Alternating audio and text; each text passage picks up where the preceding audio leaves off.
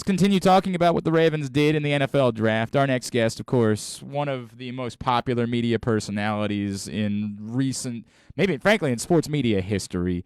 He's a Notre Dame guy, so I'm hoping he might have a thing or two to say about Kyle Hamilton. He's now with DraftKings, and of course you see him with the Lebitard crew all the time. He is the great Mike Golic, and he's with us now here on GCR. Mike, it's Glenn and Paul. It's always great to catch up with you, sir. Thank you for taking a couple of minutes for us.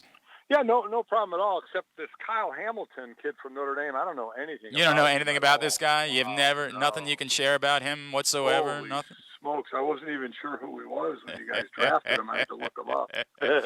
Hey, Mike, look, we're in this place where we're conditioned to believe the Ravens are going to draft well, right? And it seems like every time there is a draft, immediately the national media says, look at how well the Ravens did, almost to the point where here we become skeptical about it, right? Like, well, you say that every year that the Ravens drafted well, so can we believe you? What do you make of them landing Kyle Hamilton where they did? What do we need to know about what makes this young man so special? Well, I mean, listen, you got more than a few really good draft picks, and you have had good drafts. Let me go on the overview first. But the bottom line is your draft relates to then how well you do. You know, you have a team that doesn't get far in the playoffs when they get to the playoffs, so there's a sticking point there. So you can say, you know, you can get an A in your draft grade, but you'd rather have a Super Bowl or be shooting for a Super Bowl. And I think you have the talent to do it, and it's usually what can hold you back. You know, you get Lamar gets nicked up, 16 touchdowns, 13 interceptions. You need him healthy. Hopefully Ryan Stanley can come back on the O-line. So while you can do well in the off season, a lot of times, not a lot of times you're not winning Super Bowls in the off season. You're bettering your team, but you need the payoff. So with Kyle Hamilton, I mean, what you're getting what, a 6'4", 215, 220-pound safety who, what the big thing now in the NFL is versatility, whether it's the Deebo Samuel and Cordell Pattersons of the world who are running back / wide, the slashies, running back wide receiver, or you get that safety like a Derwin James a couple of years ago that can play down in the box like a backer, can play in the slot, can play up top. That's what Kyle can do.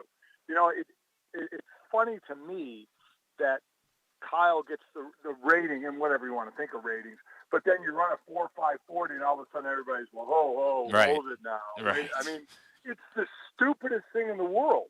Watch the man on film and see what kind of game speed he has, not a straight-ahead 40 that you'll rarely ever run ever again on a football field. So that always kind of blows my mind a little bit. But you're getting such a versatile, smart football player that's really, really going to help the defense. It really blows my mind because linebackers covering tight ends has been a nightmare for the Ravens. As good as C.J. Mosley was as an inside linebacker, even some of the things we saw at the will spot from Patrick Queen a year ago, the Ravens have drastically struggled to find a linebacker who can cover these tight ends. And to me, that's the biggest thing about this pick that jumps off the page at me, Mike, is that really is a need that the Ravens, as much as we talk about them not prioritizing best player over need, this has been a need for some time because they've been eaten alive by tight ends over the years because they haven't been able to find a linebacker. Well, this guy, he's not a linebacker, but he's plenty capable of doing that, right? You certainly think that Baltimore would have enough practice covering tight ends. It's like tight end U. That's a great point. Yeah.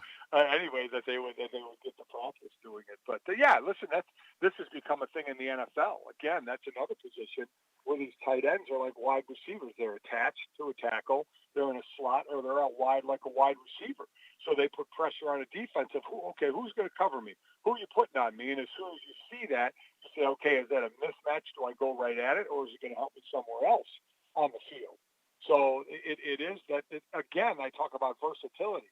While we see it on offense, you need to see it on defense. You need to have that guy that can play multiple positions that helps you out so you're not outmanned at certain times in your coverage where right away a quarterback can say, okay, mismatch there, or boy, this helped me over on this side of the ball. And that's certainly something Kyle Hamilton can bring. Mike Golic is with us here on Glenn Clark Radio. Mike, what have you made of the Ravens strategy as a whole? And this will maybe dovetail into the conversation of what they didn't do and needs and all that stuff. But they have clearly prioritized secondary, right? Like, it's been years now where they have loaded up at cornerback and safety. And, the football analytics say that's the way to build a good defense, but then we watch these big games, and when the game's on the line, it really still feels like you need to get a playmate up front, and whether that's Von Miller doing it for the Rams at the end of the year, we saw it from Odafe Owe as a rookie against the Chiefs a season ago. When they needed to make one play, it had to come from up front. What do you make of the strategy of building from outside in? Well, I mean, you look at both of those. The D line can help the secondary, right? The secondary can help the D line. You cover better. You give your D line more time to pressure. You pressure quick. Your DBs don't have to cover as long. What did you have last year? 9 interceptions and 34 sacks, I think. I mean, that ain't getting it done. Not that everything has to be a sack or an interception, because you can get a defended pass, you can get a pressure, you can get the quarterback running. So I'm not putting everything on, and I hope I got those numbers right. I think I'm double checking. It's very close. Those numbers sound right, but let me just say they weren't great. Let's put it that way. Yep. Whether those numbers are good or not, they aren't great. So that that's where it needs to pick up. You need that. You know your trouble spots, and you need to pick them up. But Jabo, I mean, the kid from Michigan. Let's see. I mean, we're probably going to be a redshirt year. It's just a damn shame you blow your Achilles out in pro day. But let's see down the road, what he can do. But I mean, I get it. I mean, you look at the paid positions now in the NFL. It's quarterback, it's left tackle, it's edge rusher, and it's cornerback. Now, throw into that phrase wide receiver. That's becoming the spot where mom and dad at an early age, is going to tell their coach, because all parents talk to the little league coaches, I don't want my kid playing running back. I want him playing wide receiver. Put him in the slot or put him at receiver, because that's where the money's going to be, because every parent thinks their 10-year-old is going to be in the NFL. But that's a kid is not going to want to play running back anymore. They're going to want to play receiver after seeing what went on at the receiver, so you can start to throw them in that position as well. But it puts more pressure then on the defense again, your corners, your safeties, on how you're going to cover your backers. That's why backers are getting a little smaller in the NFL, a little quicker, so they can help in coverage. Let me go back to. By the way, your numbers were dead on, Mike. You nailed it. Those were. It's almost like you do this for a living, because you got both of those numbers accurate. So well done, sir. I want to go back to the sort of the philosophy that you were talking about, because this inherently is kind of where I'm struggling. Mike, like everybody else, I think the Ravens did exceptionally well in this draft, especially those first 4 picks. I think they did incredibly well. But what I'm struggling with now is, but did they separate themselves at all in terms of trying to win the AFC North this year, which is suddenly a loaded division, and then the AFC on the whole, which is bat-ass insane how good this conference appears to set up and how tough it's going to be to get through and try to win a Super Bowl. And that's the measurement that I struggle more with. Not to say that I think you should abandon all of your philosophies and do things differently, but the Rams aren't even drafting players, and they won a Super Bowl a year ago, right? Like, I don't know what the best way is to go about winning a Super Bowl at this point. So how do I measure thinking that a team drafted well versus not knowing if they improved their chances necessarily of winning a Super Bowl within that draft? Listen, there's no way of knowing what works best. What works best is what works for you. I mean, there was a time, when I was playing when Jimmy Johnson, he was taking this Cowboys to the Super Bowl, and they were hitting during the week.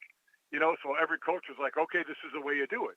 The 49ers would win Super Bowls and not hit during the week, and everybody say, okay, that's how you do it. You do what works for you, but it can be a copycat league a bit as well. So you believe you have holes to fill, like certainly an easy hole. You lose your center, you bring in Linderbaum, who I covered, is just an incredible player. So, you fill the hole. You bring in a tackle in Morgan Moses, but you want Stanley to make sure that he can come back. So you fill a hole. With Kyle Hamilton, you fill that versatility role as well. You have a quarterback that can make plays, but he got a little nicked up, and that's the worry of a quarterback that can move. And he had, 16 touchdowns, 13 interceptions. That's not the ratio that's going to get you where you want to be, even though you're a top 3, top 5 rushing team because of your quarterback. You still got to have that passing game. So it worked for the Rams. Listen, everybody was talking about if they didn't win the Super Bowl, how bad it would be that they blew it, when they made all those moves. And you're 1 first down away from Cincinnati being in field goal range to tie it up to send it in overtime. Now, one of your great players in Aaron Donald makes a play, and you cap it off. So everything is worth it.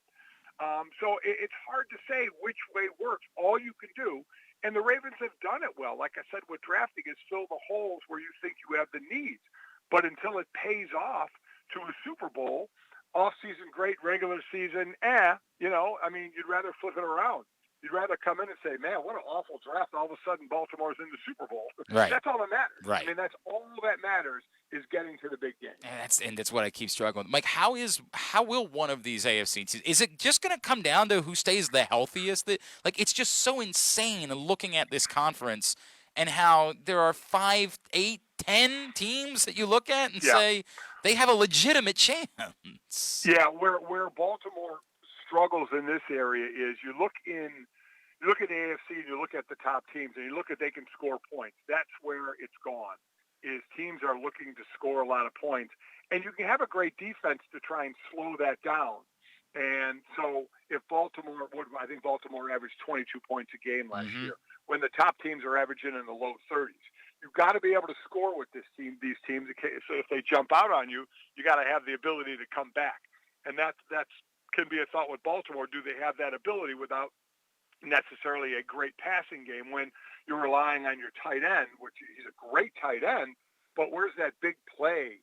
Your first rounder last year. I mean, the pressure on him now, now that the Hollywood's gone, to now step up and be the guy. You pick up a couple of more tight ends, like I said, Kohler, who I covered, big kid out of Iowa State, and likely who had 12 touchdowns from Coastal Carolina. Maybe he's a red zone guy, but where's the big play hit?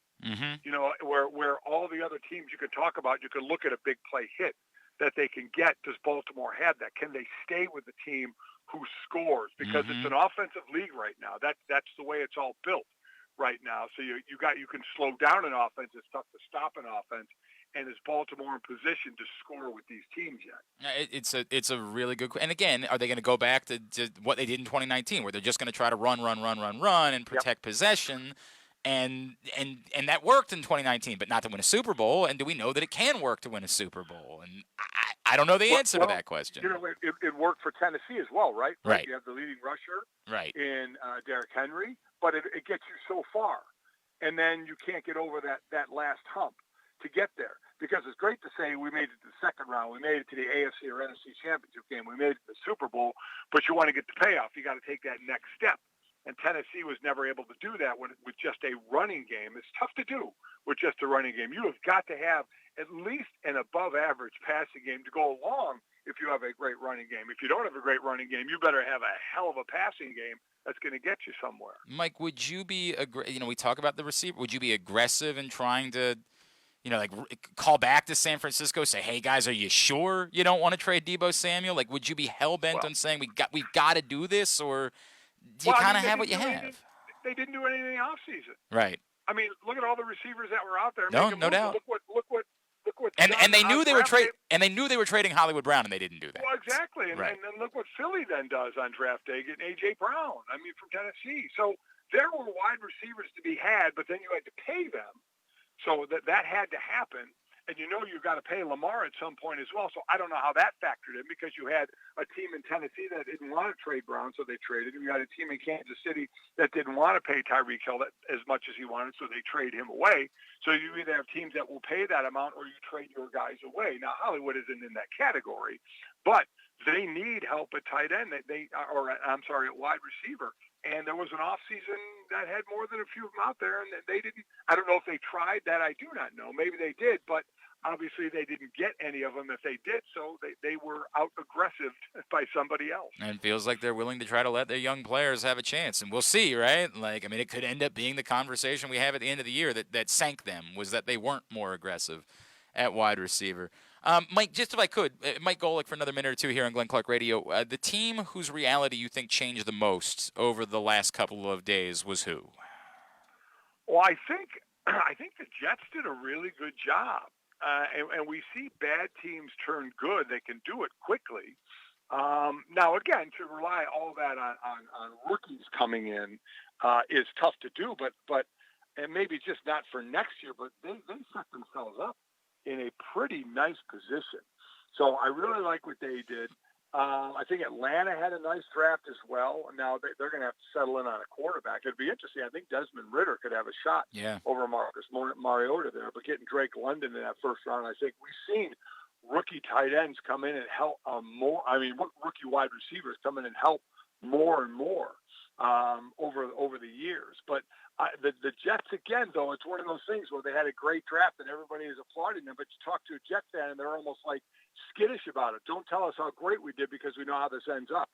But, I mean, eventually bad teams that pick high all the time, Jacksonville, Detroit, the Jets, you would think they have to get better, and if they don't, that's on the process of off-season free agency and draft that's not getting done well, or players aren't being developed well. So, the Jets, I think, had a monster draft, so let's see how they can eventually develop. And it seems like it's all going to come down to your quarterback, right? Like, do you? Yeah, you it does. Right. And listen, we're 1 year in on that guy, so we just got to wait and see. No, 100%. Hey, 1 year, and we didn't know that Josh Allen was going to be Josh Allen, clearly, right? Exactly. Like, all of a sudden, Stephon Diggs shows up, and, oh, look at this guy.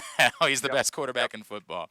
Mike, what can I plug for? Obviously, you're with DraftKings now, and I know you're doing the show with Smets. Give me the whole rundown for where we find you. With Stu Gotts and Levitard and them, I do God Bless Football. We do that every week for them, and then our family, we have a Sorry in Advance, the Golic Family podcast. We put that out there as well. It's just the more I listen to it, the more our family is a bit of a mess. But my daughter just got married, so we talk a lot about different things going on. In the sports world a little bit, but in our world, we have fun with that. And then, Golic and Smetty with DraftKings as well. So, living in that podcast world, that's where we are in today's world, and enjoying that. I'll still do NFL games probably for Westwood One, and probably some other TV as well. But just dabbling in it now. Just not retired, but certainly not doing the everyday thing just that much anymore. Well, you know what? You say that about your family being a mess. You've done quite well, sir. I mean, like, you've done quite all right. I hope that if my family's a mess, they're a mess the way that yours is. I hope we're a fun mess. We're a fun mess. Exactly right. I hope that's the case. At Golic on Twitter is how you follow him. Mike Golic, always appreciate taking the time, my friend. Thanks for doing this morning. You got it. No problem. We'll see you. Mike Golic checking in with us here on GCR.